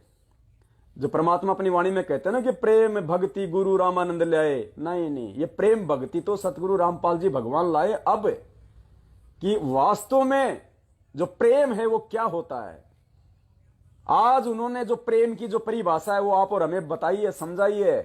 पुण्यात्माओं, ये ज्ञान समझने के बाद जो प्रेम, निष्पाप निश्चल प्रेम जो अपने सतगुरुदेव जी के प्रति और अपने भगत भाई बहनों के प्रति जो प्यार और प्रेम आज आप और हमारे अंदर है, वो किसी दूसरे संत और पंथ के अंदर नहीं हो सकता, वो आज से पहले नहीं हो सकता था। तो ये प्रेम भक्ति, क्योंकि ये ज्ञान होने के बाद में निस्वार्थ भाव से इस परमार्थ के लिए यदि कोई सेवा करेगा, कोई भक्ति करेगा, तो केवल सतगुरु रामपाल जी भगवान का भगत कर सकता है, दूसरा नहीं कर सकता। बाकी सब स्वार्थ के ऊपर आधारित है। तो ये प्रेम भक्ति सतगुरु रामपाल जी ले आए, भरी कबीरा भरपूर, खुद ही कबीर है, खुद ने उसमें रंग भर दिया। तो प्रेम कीर्ति धीरज गुण पावे। धीरज, धैर्य, मालिक कहते हैं ना सील संतोष समा विवेक, ये 5 जो गुण हैं। तो ये जो धैर्य है, धीरज होनी चाहिए भगत को। किसी भी चीज को सोचे समझे, फिर उस पर अपना विवेक लगाए, उसके बाद फिर उस काम में हम आगे बढ़े। निर्मल ज्ञान ये साधु कावे। निर्मल ज्ञान, जिससे भी बात करे प्यार प्रेम से करे, जिससे भी बात करे परमात्मा की करे, फालतू की राजनीति की बात नहीं करे, इधर उधर की बात नहीं करे, जाटों के आरक्षण में जाके नहीं बैठे फालतू में, आनंद पाल की सीबीआई जांच में नहीं बैठना जाके, हमारे को देवीलाल की डेड बॉडी को लेके 5 करोड़ की डिमांड नहीं करनी चाहिए हमारे को। निर्मल ज्ञान ये साधु कावे। दुनिया तुम्हारा ड्रामा देख रही है, दुनिया तुम्हारा ढोंग देख रही है, लाइव चल रहा है, वहां पे मीडिया में आ रहा है। अरे सभी थोड़ी तुम्हारी तरह मूर्ख हैं। बुद्धिजीवी भी लोग समाज में रहते हैं, वो क्या कहेंगे, अरे यार ये लो, ये दुनिया को कहते हैं कि तुम्हारा मोक्ष हो जाएगा, खुद डेड बॉडी के 5 लाख मांग रहे हैं। पुण्यात्माओं, ये ढोंग देखो, एक तरफ तो ये कहते हैं कि कर रहे हैं, रक्त दान कर रहे हैं, देह दान कर रहे हैं, यानी एक तरफ तो तुम देह दान करके और ये साबित करना चाहते हो कि हमारे लिए शरीर का कोई महत्व नहीं है, अगर ये दुनिया के काम आ जाए तो देह दान कर रहे हो, और दूसरी तरफ नालायक को मरने के बाद उसी दे के तुम 5 करोड़ मांग रहे हो। तो ये दो मुंह वाला गधा है। ये जीते जी भी तुम्हारा दे दान करवा के उन हॉस्पिटलों से खा रहा है और मरने के बाद भी तुम्हारी दे के 5-5 करोड़ ले रहा है। पुण्यात्माओं, इस गधे से बचना ये बहुत डेंजर है। फिर मालिक क्या कहते हैं, हनुमान ये साधु स्वभाव कि सुन हनुमान, ये होते हैं एक भगत के गुण, एक साधु के स्वभाव। ये साधन तो साधु हो आप। अगर हनुमान तेरे अंदर ये गुण है तो तू भी साधु है। तो हनुमान की तो आंखें फिर गई कि भगवान मैं तो इनके आसपास भी नहीं हूं। मैंने तो जिंदगी में जो भी किया, लड़ाई दंगे किए, झगड़े किए, मैंने तो किसी का हाथ उखाड़ दिया, किसी की पूंछ उखाड़ दी। लंका में गए तो वहां पे 1500 मार के आ गया है। परमात्मा अगर किसी ने मेरे अगर इष्ट के विषय में कुछ बोल दिया तो मैंने उसको रपटा दिया। परमात्मा मेरे अंदर ये गुण तो एक भी नहीं है जो आप बता रही है, ये तो मेरे एड़े नेड़े भी नहीं है। तो परमेश्वर ने कहा कि हनुमान ये साधु स्वभाव और ये साधन तो साधु हो आप। अगर ये गुण तेरे अंदर हैं तो तू साधु है। तब हनुमान जी की आंखें फिर गई कि भगवान ज्ञान बता दो मालिक, मैं तो कहां दुनिया में, मैं तो भरम रहा हूं, मैं तो भटक रहा हूं। पुण्यात्माओं, दास इसीलिए बार बार कहता है 7 साल से कि जो परमात्मा कहते हैं ना कि लख बर सूरा जूझ ही लख बर सावंत दे और लख बर यति जहान में तब सतगुरु शरणा ले। क्या कहा गुरुदेव ने इस वाणी के माध्यम से, लख बर सूरा जूझ ही, यानी लाखों बार आपने सूरवीरों के जीवन जिए हैं। लाखों सूरवीरों के जीवन जो आत्मा जीती है। लख बर सूरा जूझ ही लख बर सावंत दे, लख बर सावंत दे। सावंत दे गुरुदेव ने बताया कि ऐसा व्यक्ति जिसके हाथ उसके घुटनों से नीचे होते हैं, वो बहुत ज्यादा पुण्यकर्मी होती है वो आत्मा। लाखों में, अरबों में, खरबों में कोई एक होता है। आज तो शायद नहीं होगा कोई भी, ये पहले होते थे। तो कहते हैं लाखों जन्म तूने सावंत दे के पाए जिस आत्मा ने। लख बर सूरा जूझ ही लख बर सावंत दे, लख बर यति जहान में तब सतगुरु शरणा ले। लख बर यति, ये हनुमान जी कौन थे? यति। तो कहते हैं लाखों जन्म तूने हनुमान के पाए। ऐसी कोई आत्मा हो जिसने लाखों जन्म सूरवीर के, लाखों जन्म सावंत दे के और लाखों जन्म जिसने हनुमान के पाए हों, तब सतगुरु शरणा ले। तब सतगुरु रामपाल जी भगवान ऐसी आत्मा को अपना भगत बनने का सौभाग्य देता है। पुण्यात्माओं, गुरुदेव ने अपनी जो शरण में लिया है, लेने मात्र से कोई भगत नहीं बन गया। परमेश्वर कहते ताते सतगुरु शरणा लीजे, कपट भाव जिन दूर करीजे। ये सारे गुण जब हमारे अंदर आ जाएंगे तो परमात्मा कहते हैं फिर तू उस हनुमान से भी लाखों गुणा बढ़ के, तू लाखों गुणा बढ़ के तू आत्मा है। फिर ऐसी आत्माओं को सतगुरु रामपाल जी भगवान अपनी शरण में लेता है। पुण्यात्माओं, हम कहां धक्के खा रहे हैं, डेड बॉडी के 5 करोड़ मांग रहे हैं नालायक को। मरने के बाद भी नहीं छोड़े तुमने देवीलाल को। अरे मरने के बाद भी क्या तुम पाप खाओगे? ये तुम्हारे लक्षण है क्या? दुनिया थूक रही है तुम्हारे ऊपर, हंस रहे हैं लोग। गुरुदेव तुम्हारी अज्ञानता पे हंस रहे होंगे इस जेल में बैठे बैठे कि मैंने किन गधों को ज्ञान दे दिया। 27 साल से अगर ये सत्संग मैं किसी कुम्हार के गधे को सुनाता, वो भी बैकुंठ में जाने की तैयारी कर लेता, और तुम्हारे नालायक को जू भी नहीं रहेंगी। पुण्यात्माओं, कहां जी रहे हम? ध्यान देना है बातों पे। आगे चलिए। साधु लक्षण तुम्हें सुनाए, ऋषि मुनि कोई जान न पाए। साधु की महिमा है सांची, साधु वचन से हमसे बाची। साधु लक्षण तुम्हें सुनाए, ऋषि मुनि कोई जान न पाए। कि देख ले हनुमान, जब तू खुद ही साधु नहीं है, तेरे अंदर इनमें से एक भी कोई गुण लक्षण नहीं है, तो ये ऋषि मुनि, ये दाढ़ी बढ़ा बढ़ा के तपस्या करने वाले काल भगवान ने जिनको तोप बना रखा था, किसी को भी श्राप दे देते, ये दुर्वासा ऋषि जैसे, कहते हैं इनको तो इन चीजों का कोई आन भान भी नहीं था। साधु लक्षण तुम्हें सुनाए, ऋषि मुनि कोई जान न पाए। साधु की महिमा है साची, साधु वचन से यम से बाची।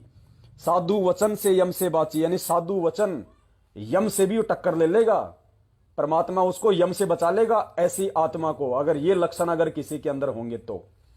अरे भाई जरा देखना, इसका नेट वो हो गया, वो ला चार्जर लेके अपना। पुण्यात्मा शायद थोड़ा डिस हो गया है, मैं देखता हूं एक बार। हाँ है मेरे पास, ये रहेगा, लगा रहा हूं मैं। बैटरी थोड़ी डिस हो गई, अभी लगा रहा है दास।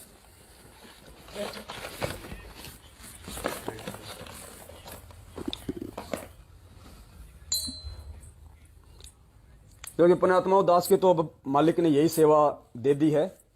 अब दास तो अपना बैग रखता है, इसमें अपना सारा लाइव का आइटम रखता है। परमात्मा कहीं 5 दिन, कहीं 10 दिन, कहीं 20 दिन।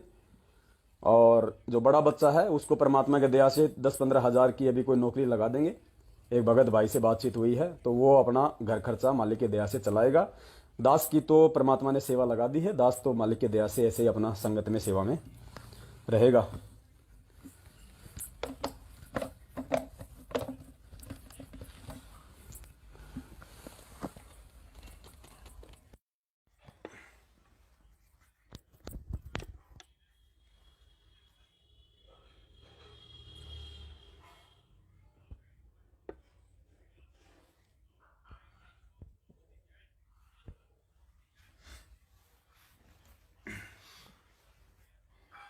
साधु की महिमा है सांची, साधु वचन यम से बांची। अब इसकी आवश्यकता नहीं है क्योंकि इसकी जगह चार्जर लग गया। अब तो आवाज हो सकता है थोड़ी कम आई, लेकिन ध्यान से सुन लेना। आगे चलिए। साधु इच्छा न मान की होती, साधु की मति ऐसी होती, कोई नहीं है साधु समान, अगम निगम का उसको जान। साधु इच्छा ना मान की होती। परमात्मा कहते हैं जो भगत होता है उसको किसी प्रकार की ना कोई इज्जत की कोई टेंशन होती है, ना कोई बेइज्जती की कोई टेंशन होती है। जिनको ज्ञान नहीं है वो बेइज्जती करते रहेंगे, वो राग द्वेष ईर्ष्या फैलाते रहेंगे, वो मेरे भगत को ठग भगोड़ा फलाना दिखना पता नहीं क्या क्या बोल के अपना जीवन बर्बाद कर लेंगे। तो साधु इच्छा ना मान की होती। इसलिए 1 साल हो गई दास ने उन भाइयों के खिलाफ कभी एक शब्द नहीं कहे। 1 साल से भी ज्यादा हो गया होगा। दास ने उनके खिलाफ कभी कोई शब्द नहीं कहे। अगर कहा है तो उनको समझाने के लिए कहा है, क्योंकि मैं उनके जैसा नहीं हो सकता। मैं ईंट का जवाब पत्थर से नहीं दे सकता। मैं किसी की व्यर्थ में निंदा चुगली करके परमेश्वर की कुदृष्टि का पात्र नहीं बनना चाहता। तो जो करेंगे अपना पाएंगे। कबीरा तेरे झोपड़ी गलकटियन के पास, जो करेगा सो भरेगा, तू क्यों भया उदास। कोई दिक्कत नहीं। साधु इच्छा ना मान की होती। हम जो लाइव आ रहे हैं, एक दूसरे से बातचीत कर रहे हैं, साथ संगतियां कर रहे हैं, कोई पब्लिसिटी के लिए नहीं कर रहे। ये वीडियो कोई मान बढ़ाई के लिए नहीं कर रहे। मुझे कोई पेंशन थोड़ी मिल रही है। मैं तो खुद मना करता हूं आपको, भैया गलती से भी अगर कोई पैसे भेजता है तो बिल्कुल नहीं भेजना। अगर हमें आवश्यकता होगी, और वो भी किस लिए, परमेश्वर की सेवाओं के लिए, घर खर्चे के लिए नहीं, गाड़ी घोड़े के लिए नहीं, डीजल पेट्रोल के लिए नहीं, मैनेजमेंट वालों की तरह अपने ससुराल जाने के लिए नहीं, सेवाओं के लिए। ये टैबलेट लेके आने, ये कंप्यूटर लेके आने लाइव के लिए, और साधन लेके आना, सिर्फ इनके लिए, फालतू की चीजों के लिए नहीं, कभी नहीं। आपका एक पैसा भी व्यर्थ नहीं जा सकता पुण्यात्माओं, एक पैसा भी, क्योंकि हमें पता है इस परमेश्वर के विधान का। अगर एक पैसा भी अगर मेरे भगत भाई बहनों का अगर व्यर्थ में कहीं हो गया इधर उधर, तो मैं खुद दोषी, और वो भाई बहन भी परमेश्वर से वो लाभ प्राप्त नहीं कर पाएंगे। तो साधु इच्छा ना मान की होती, साधु की मति ऐसी होती। हमारे गुरुदेव को भी लोगों ने भगोड़ पता नहीं क्या क्या उपमाएं दी है। ठग है, लुटेरा है, हिंदू धर्म का विरोधी है, ईसाइयों से मिला हुआ है, गुंडा है, भुंडा है, देशद्रोही है, पता नहीं क्या क्या उपाधियां दे रखी है। जैसा कि कुछ नालायक लोग मुझदास के प्रति पोस्टर बना बना के सारा दिन कुत्ते की तरह भोंकते रहते हैं। तो जब मेरे गुरु को कोई असर नहीं पड़ रहा, मेरा गुरु उनकी तरफ कोई ध्यान नहीं दे रहा, और गुरुदेव ने मुझे ये कहा कि बेटा अगर तू सही है, तेरे खिलाफ अगर कोई कुछ बोल रहा है, तो परमेश्वर ने कहा कि बेटा तेरे को तो फायदा है। कैसे? परमात्मा कहते हैं कि निंदक मेरा ना मरो। थोड़ी आवाज कम कर। परमात्मा कहते निंदक मेरा ना मरो, और बसो ना मुझसे दूर। गांव गोरवे की गंदगी साफ करत हैं सूर। गांव के आसपास की जो गंदगी होती है ना, वो सूअर साफ किया करते हैं। तो कौन सूअर को भगाएगा? हर आदमी ये चाहेगा सूअर मेरे आसपास रहे, नजदीक रहे। मेरे खिलाफ उल्टा सीधा भगोड़ा, ठग, फलाना दिखना, 50,000 का इनाम, ये इस तरह की बातें लिख लिख के वो सूअर का काम कर रहा है। वो तेरी व्यर्थ में निंदा चुगली करके तेरे पाप कर्म खा रहा है। तो मेरे लिए तो बहुत अच्छी बात है। मैं तो चाहता हूं 5-10 और खड़े हो जाएं ऐसे सूअर, जो मुझ पवन दास के पाप कर्मों को साफ करते रहे, क्योंकि भक्ति का इतना समय दास को नहीं मिल पाता है। तो कम से कम जो मेरे पाप कर्म है, जो भक्ति से नाश होने हैं, वो परमात्मा ने उन सूरों की ड्यूटी लगा रखी है। तो आप लोग भी उनसे नाराज मत हुआ करो। अब वो बहन थी, वो रीना, जिसने दास को कहा कि तू कुत्ता है, टट्टी है, तो पुण्यात्मा मैं क्यों नाराज नहीं हो रहा? क्योंकि उसने बोल दिया। अब वो जाने में कहे चाहे वो अनजाने में कहे, उसने मेरे पाप कर्म खा लिए, उस लेवल के, उस परसेंटेज में उसने मेरे पाप कर्म खा लिए। तो मैं ममता बहन को क्यों नहीं समझाऊंगा कि बहन, जब मेरे पाप कर्म हल्के हो रहे हैं तो तू बीच में रोड़ा क्यों बन रही है, तू चुप रह, इनको खाने दे मेरे पाप कर्म, मुझे सतलोक जाना भाई। तो साधु इच्छा न मान की होती, साधु की मति ऐसी होती, कोई नहीं है साधु समान, अगम निगम का उसको ज्ञान। अगम निगम यानी अच्छे बुरे, भले बुरे की। अब परमेश्वर ने हमें भगत बना के तत्व ज्ञान देके अगम निगम का ज्ञान दे दिया। अगम निगम का कि अब क्या होगा मेरे साथ, अगर भक्ति नहीं करूंगा तो 84 लाख योनियों में जाऊंगा, काल की तपस्या का कष्ट झेलूंगा, परमात्मा से दूर हो गया तो काल मेरे को ठगेगा, मेरे सतनाम की भक्ति से पता नहीं मुझे देवता बना देगा, इंद्र बना देगा, महाइंद्र बना देगा, स्वर्ग लोक में भेज देगा, महास्वर्ग में भेज देगा, ब्रह्म लोक में भेज देगा, फिर वहां से मेरी जेब खाली करा के मुझे नीचे पटकेगा, फिर मुझे यहां राजा बना देगा, और फिर मुझे 84 लाख योनियों में ठोक के सुअर बना के दुनिया की जो है वो टट्टी भी खिला देगा। तो इसलिए परमात्मा कहते हैं जो साधु होगा वो अपने गुरुदेव के ज्ञान पे विचार करके उसको अगम निगम का ज्ञान हो जाएगा। अच्छा क्या है मेरे लिए बुरा क्या है, कौन सा जो कर्म है मेरे लिए अच्छा है, कौन सा जो कर्म है मेरे लिए बुरा है। तो कहते हैं कोई नहीं है साधु समान, अगम निगम का उसको ज्ञान। तन मन धन को साधा जिसने, दुर्बुद्धि को खो दिया जिसने, वो ही जग में साधु कहावे, नहीं तो जग में व्यर्था गवा। तन मन धन को साधा जिसने और दुर्बुद्धि को खो दिया जिसने, तो साफ अर्थ है, आप समझ गए होंगे। तन मन धन को साधा जिसने, परमात्मा कहते हैं कोई तन दुखी, कोई मन दुखी, कोई धन बिन रहे तो उदास। तो ये तीनों शब्द यहां हैं, तन मन धन को साधा जिसने। और मालिक की वाणी क्या कह रही है, कोई तन दुखी, कोई मन दुखी, कोई धन बिन रहे तो उदास, और थोड़े थोड़े सब दुखी, एक सुखी राम का दास, एक सुखी सतगुरु रामपाल जी का दास। तो परमात्मा कहते हैं जिनकी इच्छा इस ज्ञान आधार से इन चीजों से हट जाएगी, जो ना अच्छा पहनना, ना अच्छा खाना, फालतू का ये दिखावा करना, लोग ये मेरे भगत के अंदर नहीं होगी। उसने अपने तन को और अपने उस मन को साध लिया, उसको पता चल गया कि अगर ये प्राण निकल जाएं, दूसरे दिन इस शरीर को अगर नहीं फूका, नहीं गड़ाया, इसके अंदर जो है वो कीड़े चलने लग जाएंगे, ये सड़ जाएगा। आज जो तू सेंट लगा रहा है, इत्र लगा रहा है, परमात्मा की एक वाणी भी है ना, भाई इस काया का गर्व ना करियो, के काला के गोरा रे, बिना भजन कुछ काम ना आवे, चाहे सेंट छिड़को चारों ओर आ रे। इसका कोई यूज नहीं है। आज हम इस पे सेंट लगा रहे हैं, दुनिया को दिखा रहे हैं कि 1000 वाला सेंट है, दूर से महक आ रही है। परमात्मा कहते हैं कल मर गया, चौथे दिन इसके अंदर, दूसरे दिन इसके अंदर वो बदबू मारना शुरू कर देगा, तेरा सेंट भी नहीं दबा पाएगा। चूहा मरता है, कैसी बदबू आती है, उससे भी भयंकर बदबू आदमी की बॉडी में आती है। ये किसी काम की नहीं है ये शरीर। गुरुदेव ने बताया कि जानवर मर जाए तो उसकी हड्डियां काम आ जाए, उसकी खाल काम आ जाए, उसका मांस काम आ जाए खाने के लिए, जो खाते हैं जो ये दुर्बुद्धि लोग। अरे इंसान, अगर तू मर गया तो तेरा तो ना लेटरिन काम आता, ना पेशाब काम आता, ना तेरी हड्डियां काम आती, ना लायक, तू तो किसी काम का नहीं। ये देह तो तेरे को परमात्मा ने केवल भक्ति के लिए दी है, तू अपना आत्म कल्याण करवा सकता है इस देह में, इसका ये फायदा है। तो परमात्मा कहते हैं इस प्रकार से उस भगत को इस शरीर का भी ज्ञान हो जाएगा। इसको कितना संवार लो, कितना नहा धो लो, मैल उतार लो, कितने अपना इत्र लगा लो, कितने अच्छे अच्छे कपड़े पहन लो। परमात्मा कहते हैं नक बेसर नक्शे बनी, वह पहरे थी हार हमेल। जो रानियां, बड़े बड़े जो घरों की जो औरतें थी जो बिना भक्ति के, कहते हैं नक बेसर नक्शे बनी, पहरे थी हार हमेल, और साहिब पहरे थी हार हमेल, और सुंदरी से कुतिया बनी, सुन साहिब के खेल। फिर वो सुंदर औरतें जो राजा महाराजाओं की रानी पटरानियां बिना भक्ति के कुतियां बन के घूमती हैं फिर मार्केट में नंगी। गुरुजी ने एक सत्संग में बताया, एक राजा था, उसने किसी साध्वी से नाम ले लिया। उस साध्वी का नाम था पुल्लो। तो राजा क्या करता था, राजा के 3 रानियां थी, तो राजा हमेशा उस साध्वी की उनके साथ में प्रशंसा किया करता था कि भाई अगर भगत हो तो पुल्लो जैसी हो, भाई ऐसा ज्ञान, ऐसी भाई हो। तो रानियों ने सोचा राजा सारा दिन उसका पुल्लो का ही बखान करता रहता है, पता नहीं वो पुल्लो कितने जो है वो सुंदर होगी। तो एक दिन राजा ने क्या कहा कि भाई आज यहां पे मैं